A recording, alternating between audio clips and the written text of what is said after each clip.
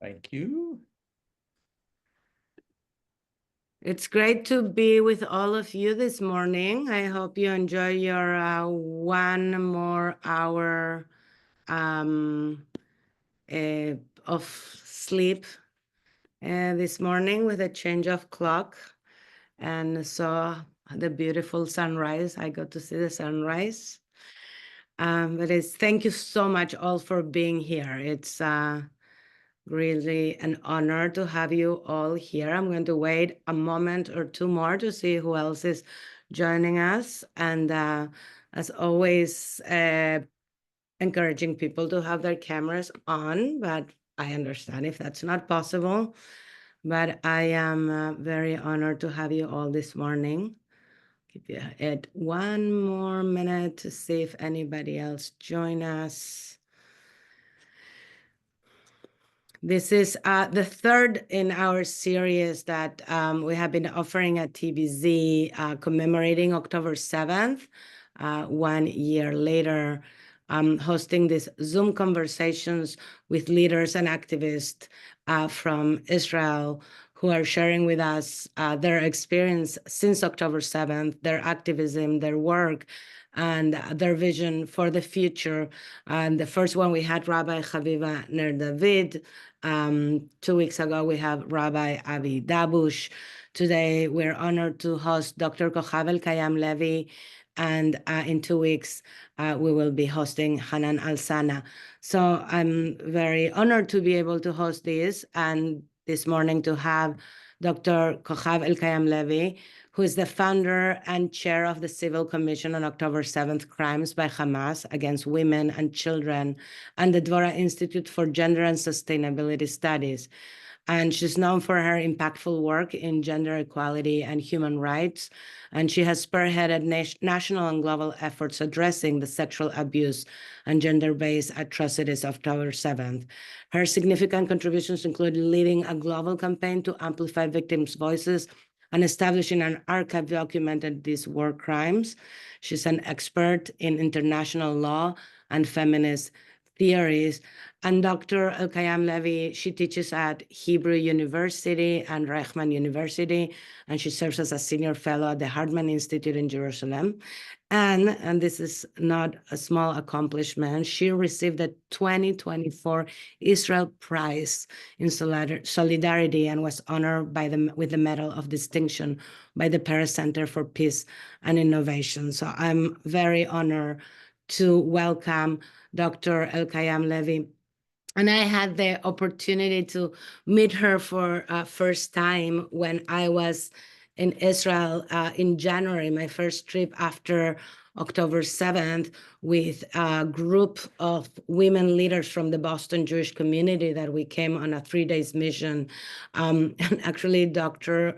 Cochav Elkayam Levy was our first meeting, which was a very hard landing in our trip, and we were all both heartbroken and inspired by what we learned and by her leadership. And then I had the opportunity to meet her again this past summer in the Hartman Institute, where she's a fellow, and I am a fellow now, in conversation with my rabbinic group. And it has become clear to me that we must amplify the work that she's doing, learn about this. There is not enough learned and said, so I was very glad that she said yes to being here with us today. So thank you, Cochav, for being here. And now please come and join us and tell us about yourself, about your work. If people have questions at any point, put them in the chat, and I'll try to, at some point, get to them and read them to Dr. Cochav Elkayam Levy.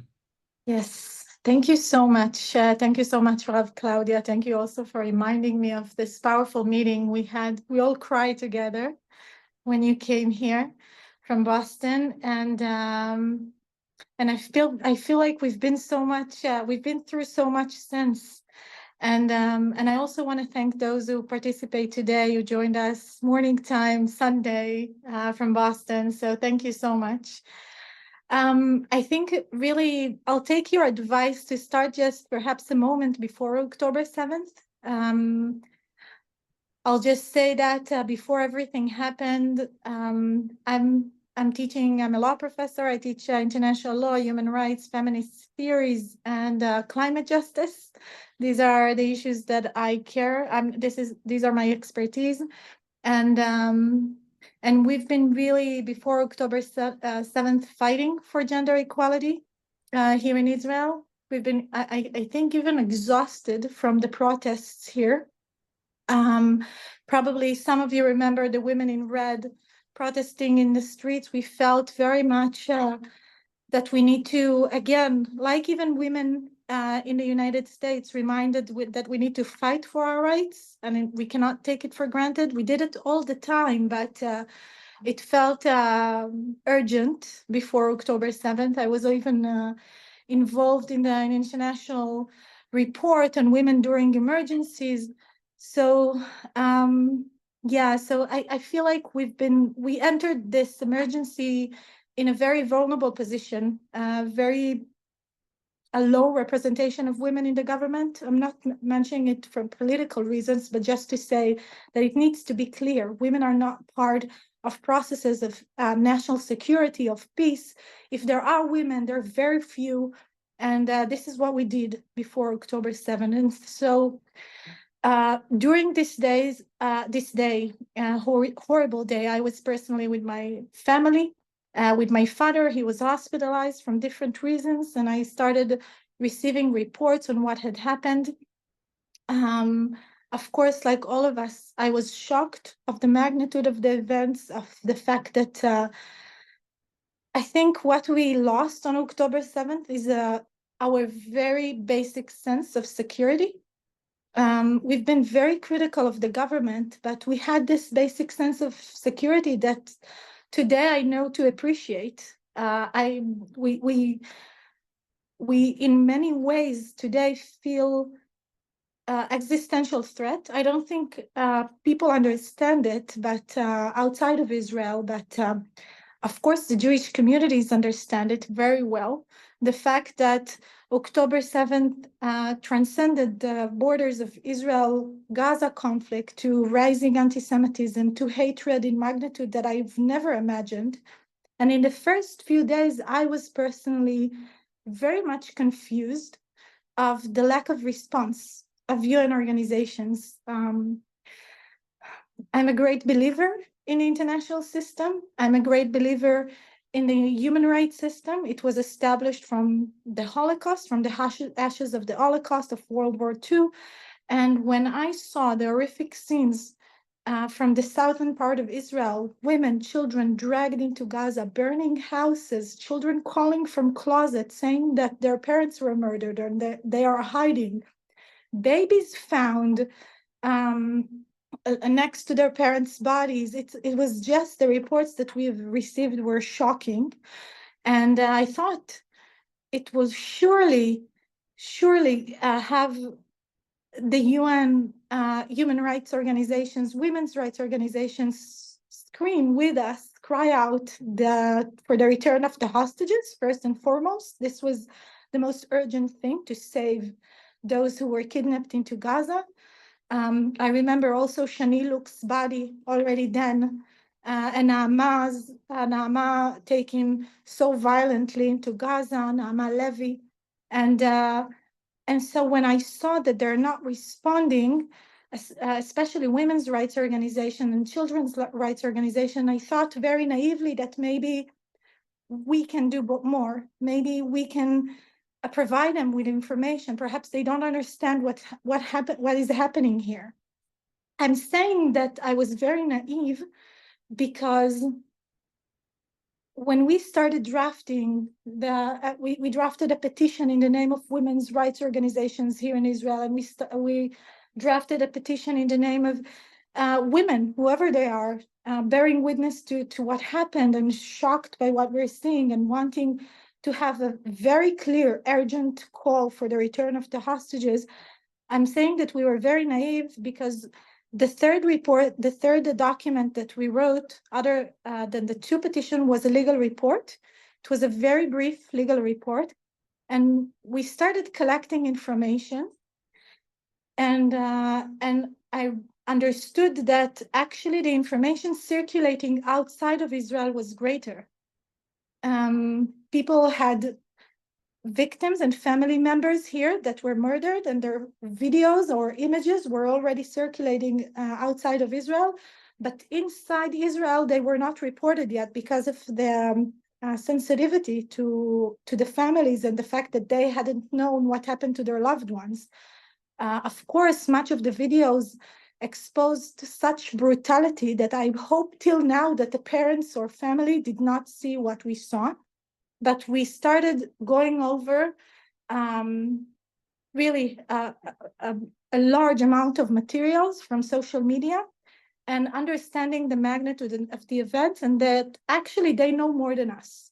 So that was the first realization. And we thought, okay, we're going to send it to them. Probably we had more than 180 international law professors and human rights experts that have joined this report. It was specifically on women and children and the gender-based violence, because women and children are a protected population under international law, and these are our expertise.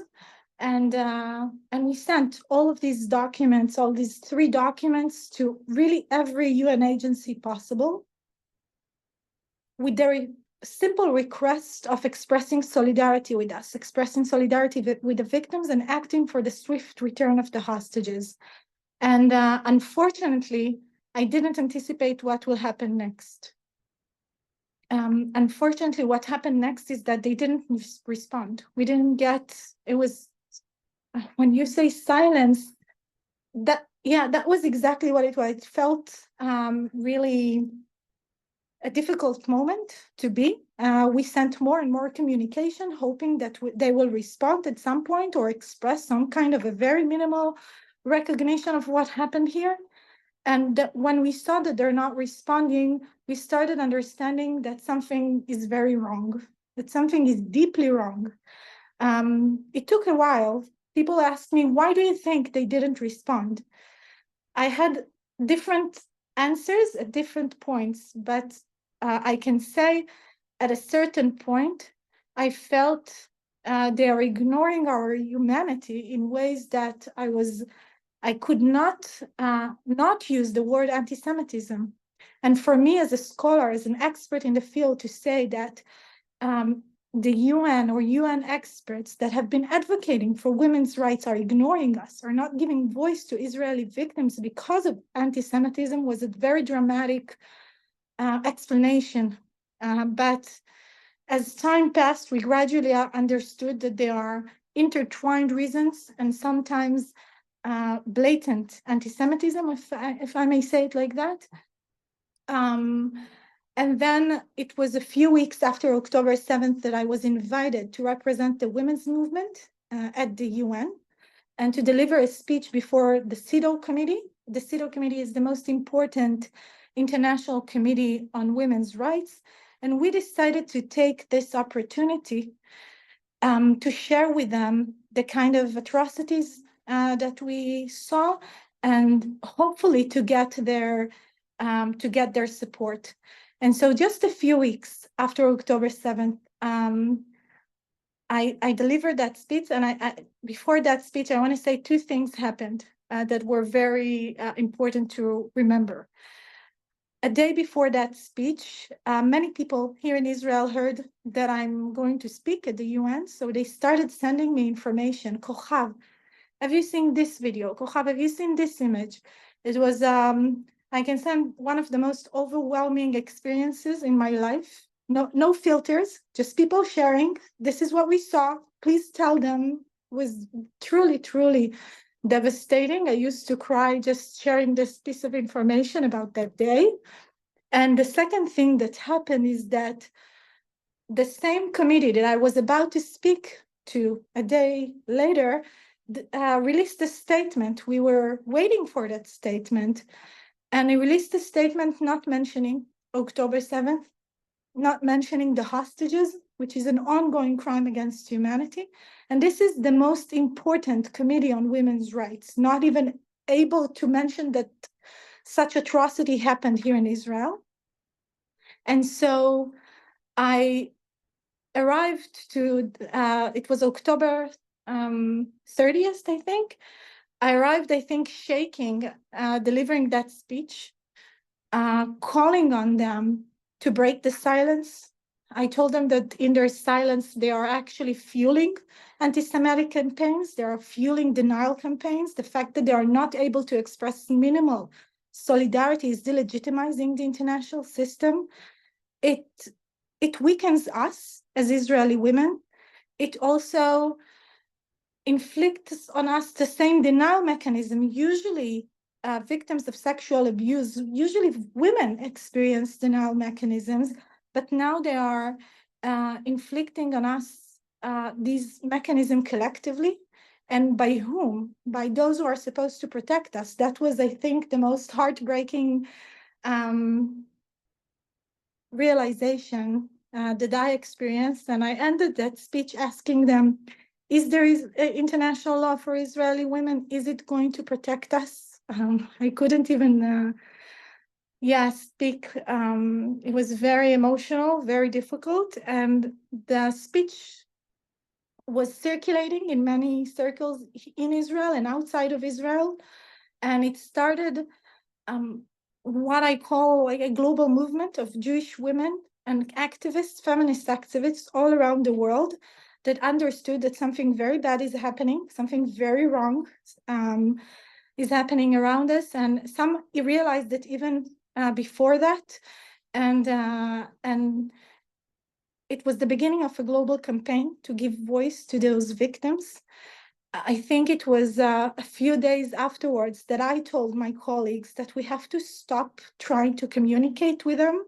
We have to stop sending more and more communication, begging them to respond, and understand that we must take action. We must start and document everything and collect every piece of information. And I remember saying that, but I didn't understand what it entails. I remember saying we have to establish an international archive under the most compelling standards. And it's like it was clear to me, the mission. And it's just, it started a journey all around the world and here in Israel to collect the information and to start using that information to give voice to the victims. And this is what we do till now.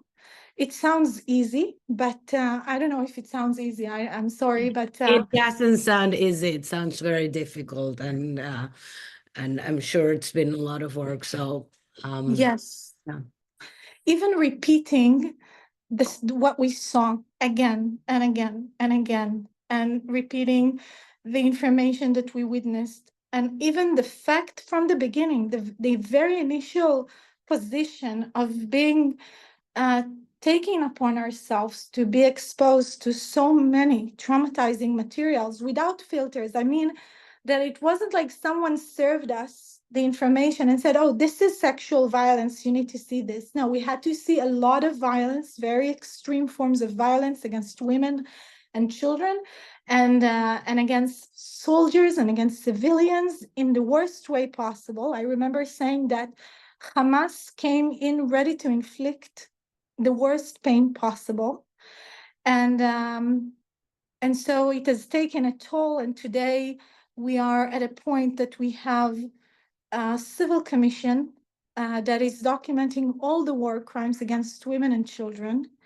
And in hope that one day it will serve to do justice. And also we already know how impactful it was since we went from country to country to achieve recognition outside the UN, to get the UN to respond. And one of the first very important entities was the White House that that invited us to brief them, invited us to know what happened.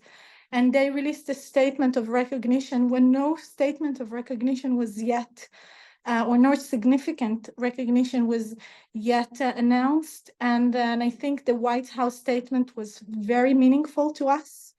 And it was the beginning of for other countries to express similar recognition of what happened. And for the victims, especially here in Israel, it was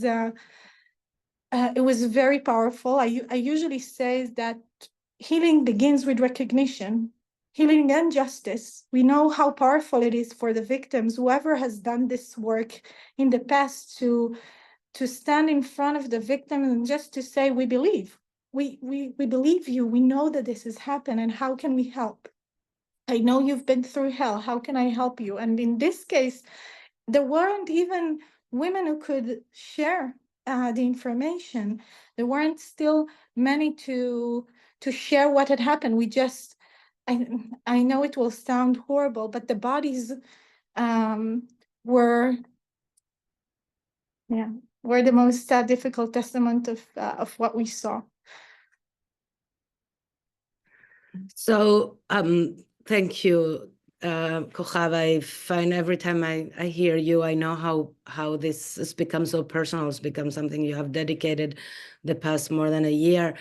I'm still in the UN lack of response and this blatant anti-Semitism that you mentioned. Did anything change? Did you, not only from them, but also from your understanding of why this happened? Why those organizations that were your supposedly allies in work before October 7th couldn't support and recognize and tell us? A lot has happened since then with the UN, so tell us about that. So I think generally we are seeing two processes. Just reflecting on what happened, we're seeing two processes. One of the processes was dehumanization. The fact that after so many weeks, we waited for a response. Until now, many of these bodies are silent, or even remind me to share something about what UN Women published on October 7th, on the anniversary. So I remember thinking to myself, are we even human? What is this? How come they're not able to express solidarity? How come they're not feeling the pain of those women who were taken so violently into Gaza, the stress, the concern, everything that we are experiencing here? And I felt even that we are caught in between very difficult realization. Here in Israel, it's difficult for us to see that those who are making decisions, we're not among them. Women are, just as I said, in very low representation. And then to see that even we're caught between two systems, of the national system and the international system. And why were they silent? Again, slowly the realization was that there are deep sentiments of anti-Semitism. And the second thing is the process of demonization. Israel is constantly demonized by UN organizations and by those organizations who are supposed to reflect suffering everywhere. And they continue to fail, but it was even stronger. They're failing to express the suffering here is in Israel, and to continue to fail to reflect what we are experiencing here is gradually making Israel seem like the world, representing the world's evil. So and not only Israel, but us as Israelis, I feel like they're demonizing us. They're demonizing everything that is related to Israel. And I wanted to share one more thing. And I'm not sure yet how to call it. Maybe you would be able to help me. On the day of October 7th anniversary, UN Women released a statement that I can share with you later, about how they regret or express concern about what happened to Israeli women, and then they used this statement to condemn Israel. And they said Israeli women were assaulted, but they omitted the word sexually assaulted. And in the day where those women were supposed to get just one very simple message of solidarity, they saw a message of condemning their people, condemning their country. And so I'm not sure yet how to call it. It's not dehumanization, it's not demonization, which explained Is it maybe blaming the victim?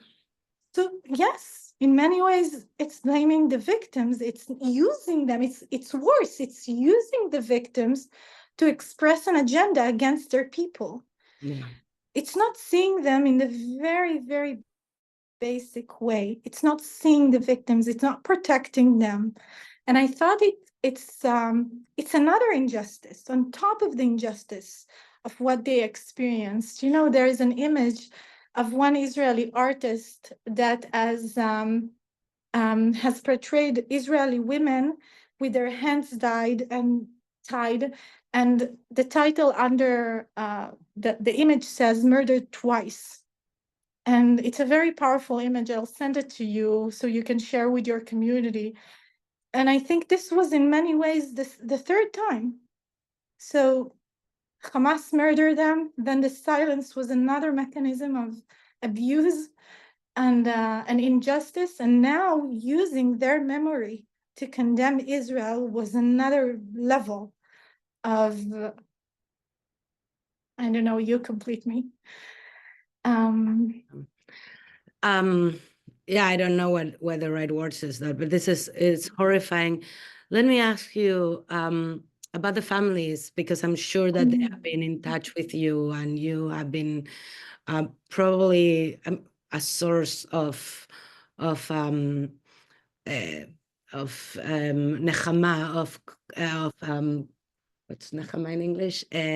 Comfort to them, because you care, you and the people that are working with you, you care, you're giving voice to their loved ones that were victims. Can you tell us a little bit about those relationships?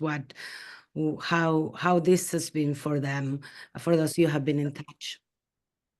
Yes, I'm always amazed of how significant it is for Israelis and Israeli women to know of our work. I was just in an important event in Tel Aviv this week in Savta. It was an artist evening on October 7th. And I spoke there and I said that I usually do not speak in Israel or in the Israeli media because I don't need to convince anyone here that something had happened. And I feel like my fight is outside of Israel. And then some of them reached out to me after the event, told me, no, we need to hear you. We need to know that you're fighting. I told them that I feel like whenever I speak, I get messages, Cochav, I heard you and I cried. And like the feeling that I'm adding to the suffering here is unbearable to me, to know that maybe some of the victims or some of the families imagined things of their loved ones that didn't happen. And I don't want to be part of, I don't know, of increasing the sadness and the grief here. But then they told me that I shouldn't see this in this way, that I should know that it's meaningful for them. Some of them are victims of sexual violence, that they experienced October 7th as another triggering event to what happened to them personally. And to hear me fighting, to know that this is, we're able to give accurate information to so many policymakers and leaders around the world. Some of it is not, it's not like you will see it, but some of it is known. It's meaningful for them. And so we get stronger by these responses. It's also important for us, for those who are giving testimonies and information to the commission, to know that, we still care. For instance, I just want to mention the amazing Irit Gazit, advocate Irit Gazit. She's the head of our documentation unit. She's an expert in trauma and representing victims of violence, and she makes sure she stays in touch afterwards and allows them to to feel that we know that we're still here, that we are not. We will, for instance, this week she's going to go with one of the Nova victims to an event because she can't handle it alone. So we're trying in our very limited capacity to, I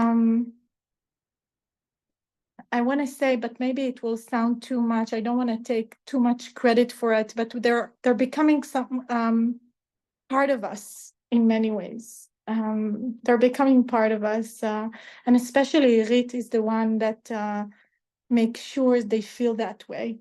So that's about that. You reminded me, and perhaps there are questions about that, but I do want to say that one important things that we have experienced was the positive things that we have experienced was our moral allies around the world. The minute I understood that the UN is not responding, I started seeking for our moral allies. I was like, they're not responding. It's like, in Hebrew, we say, sur mera setov. How would you translate it?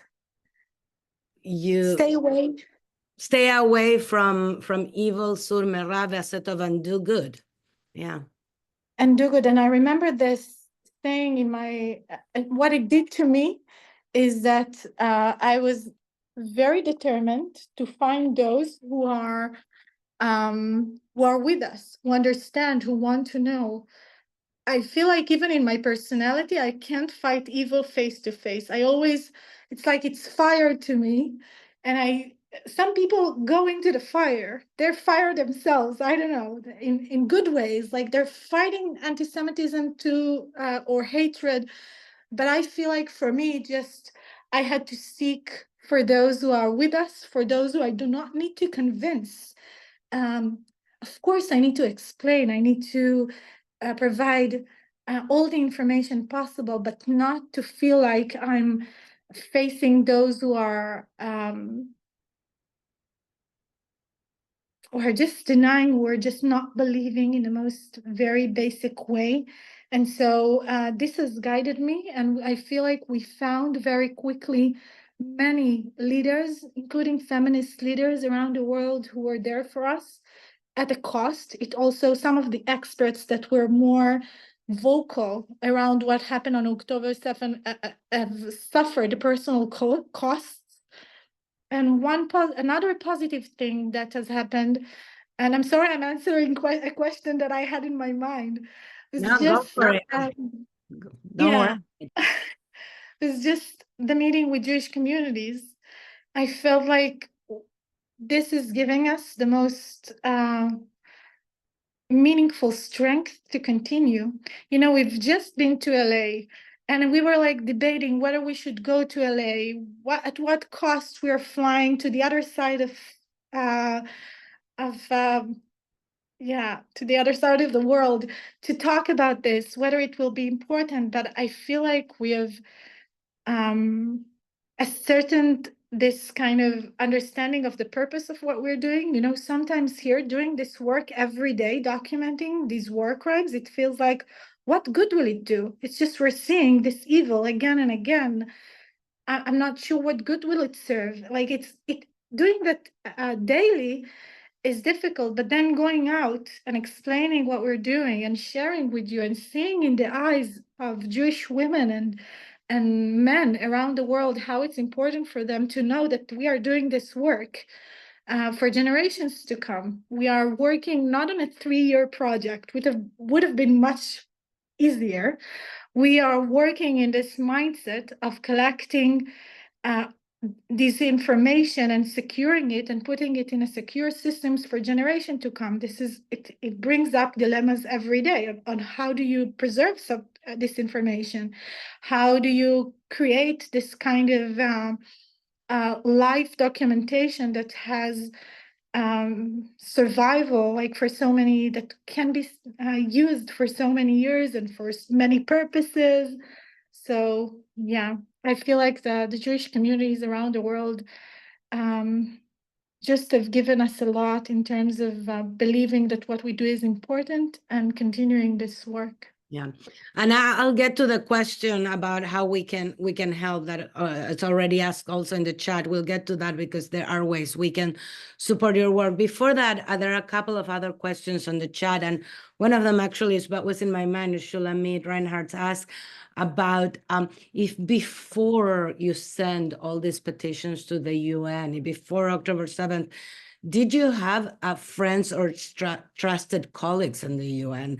And this has been something, like, I'm sure in your work, and I think many of us have experienced also that we had relationships before that we thought were trusted, were real, and then suddenly after October 7th, you learn about something, those relationships that were very hard. So I think specifically about the UN, I'm sure that in your work before, you already knew people, you were already collaborating on other things. So how that changed also in that way? Wow, that's an excellent question. Yes, I knew people there. I was shocked. I'm thinking, while you were asking this question, I often feel it, even how could I believe? How could I be so naive? I don't know. I feel like it broke very simple truth in me about how would my colleagues respond, about how would they would have this moral clarity, and I think one of the things that I personally need to heal from is that feeling of betrayal, of very close people, or at least I it's not even personal. I think the worst is even the fact that organization, like the fact that there are mechanisms that are working against us as a people that are supposed to give voice to the victims and are failing. The fact that it's not one person or two persons or three persons that have failed me personally, but it's a system. That's what's most scary for me now, understanding. And I can't even share this enough with you because I have in my head a very complex understanding of the system, of how it works, of the many mechanisms. It's not just UN Women, it's special rapporteurs that are continue to spreading lies, and it's committees, and it's experts within those committees, and it's working groups that are failing on a daily basis, that scare me of the future of our children, of the future of the system that is supposed to be very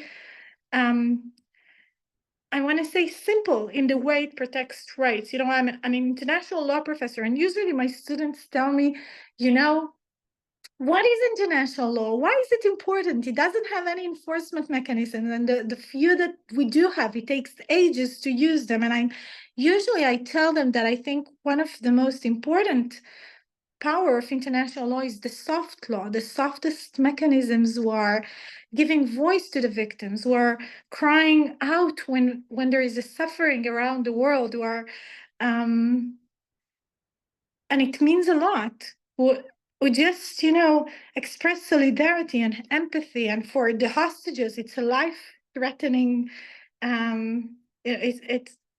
it's life or death for them. It was literally life or death. And then to know that even the softest mechanisms of the UN are failing, it's a very difficult realization. It's daily, it haunts me. I'm not sure how we can change that. I'm not sure. I feel like this is the fight of our generation. We have to fight for this in so many levels that I'm not sure where to begin. And I think the beginning, just for me, is just to speaking the truth everywhere I can. And just, sorry, I said somewhere that whenever they try to silence us, we spoke louder. So we need to speak louder everywhere about what has happened. I so much relate to this idea of often feeling naive about humanity, right? Saying people mean good, people, and then when encountering so much so much horrible responses from people, and people that are can do so much wrong, not believing, oh, no, can be true. There might be a reason, there might be an explanation, and then realizing that sometimes it is this, and we just need to keep calling for the truth. Let me ask you about we're hearing about the lack of support of international organizations outside. Can you speak about inside Israel? You say, of course, the Israeli society is there for you.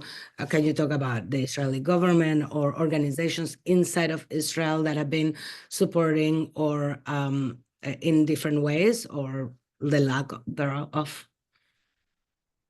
I think the situation here in Israel is a constant grief. Like, and even when we think there can't be something worse, it's a daily struggle. I want to say, first of all, it's a struggle in light of the current government and the fact that it has not yet changed despite what happened on October 7. But I'm trying not to be political and just to say that it's very scary to live here. We gotten used to living in a situation of chaos, a situation of political chaos, of actual life-threatening chaos. The northern part of Israel is neglected and constantly bombed. People are killed. Soldiers are being killed on a daily basis. And I want to say something about soldiers. It's as if it sounds as if this is their job. For us, it's our children. It's high school graduates. We just sent them from high school. Like, my son's high school already lost a few high school students that just graduated, and just to know the families, to everyone has someone that has died. And for instance, just my neighbor, our neighbor, we shared the same yard. Her husband was killed. He was on the reserve, and she was 9 months pregnant with her fourth baby. And this is just like to share about myself and my community that they lost, as I say, 18-year-old, 19-year-olds, that if we feel like they were just in the beginning of their life. So we wake up constantly every morning to those announcements of the soldiers who died, our children who died, the chaos in the north that is continuing, the southern part of Israel that is still bombed on a daily basis, and the fact that the images from Gaza all around the world, and the fact that we feel like we can't.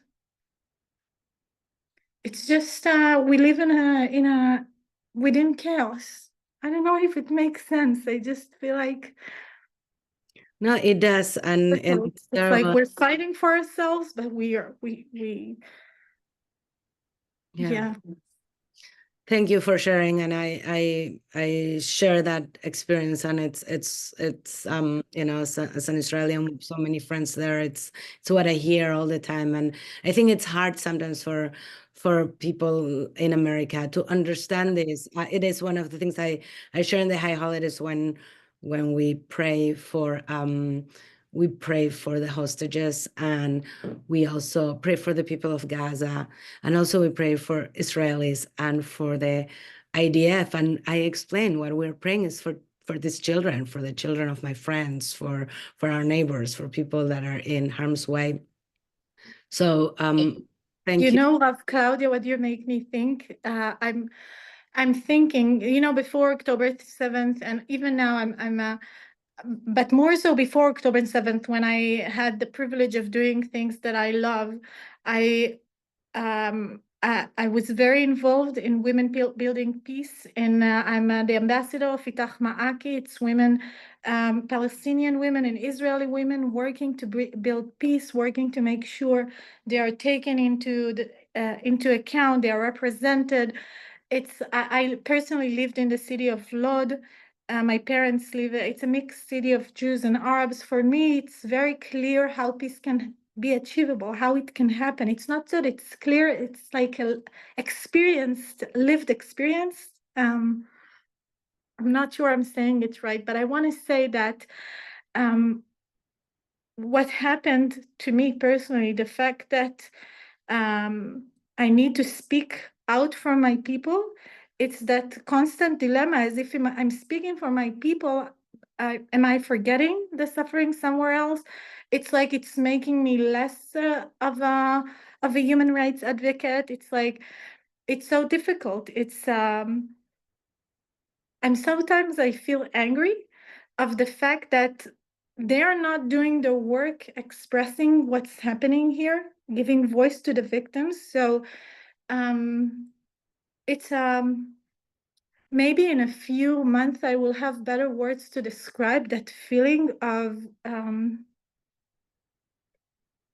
just as if we lost something in our inner definition of who we are.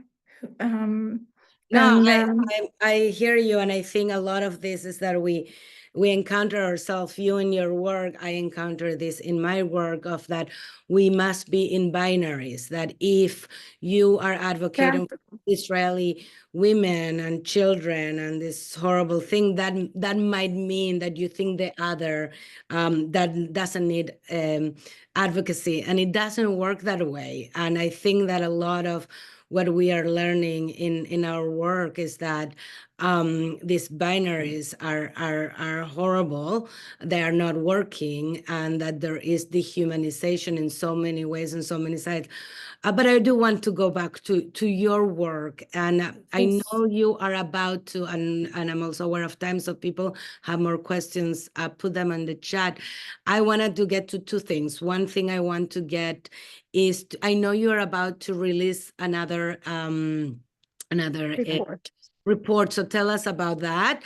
And with that, also tell us what are the ways that we can support you and support this work and amplify the work that you're doing, so we can just support this. Thank you so much for asking this question, because I wasn't sure if we will get to it. And it's actually one of the most important things for me to say to you all. It took time, but through the fact that we were bearing witness and going through many materials, searching for women and children. And I have to say, we're not just collecting, we are analyzing, and analyzing the materials and trying to understand, trying to identify patterns, repeating patterns, trying to identify what exactly happened. And we took upon ourselves not only to collect the information, but to give voice to what we're seeing, to what we're collecting. And what happened is that when we were searching women and children, we started seeing abusive families. And I was saying to some of my colleagues around the world, listen, I'm seeing another family and another family being abused, and I don't know of any war crime that reflects the fact that someone is abusing your loved ones in front of you, and again in ways to increase the suffering. It's one thing to know that your child has been murdered. It's another thing to bear witness to it, to see it. And I remember contacting those colleagues, asking them, is there anything I can read about it, of how families are tortured during war, weaponized during war, and how the family's unit is used to create something more of a multi-generational trauma? Because when you do this thing, it's just, I usually say that if there is hell, this is how it looks like: someone abusing your kin, someone abusing your loved ones, and you are there to see it.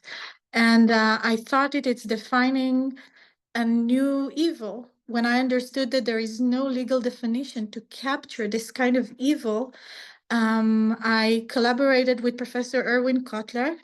He was the first one in our conversation, I told him, I think I'm not sure if I'm sounding crazy, but I think we're seeing a new crime against humanity. And he looked at me and told me, like, he gave me verification that what we're seeing is important. It's we have to document this. We have to understand what we're doing and what we're seeing. And now we decided to call it kinocide, me and Professor Kotler, kin as in familial relation, and side to express the systemicity of how family members or the family unit is being, or the family members are being used to increase suffering and systematically as a weapon of war. And we're about to release a report, hopefully very soon, in a month, in about a month, and I would want and I would need your help to amplify it and to make sure the world knows that the world knows what happened here, like what Hamas did here, and it's actually a phenomena that happened around the world, but it was never defined this way. It was never understood, and it's something that the world needs to understand how to encounter, how to fight.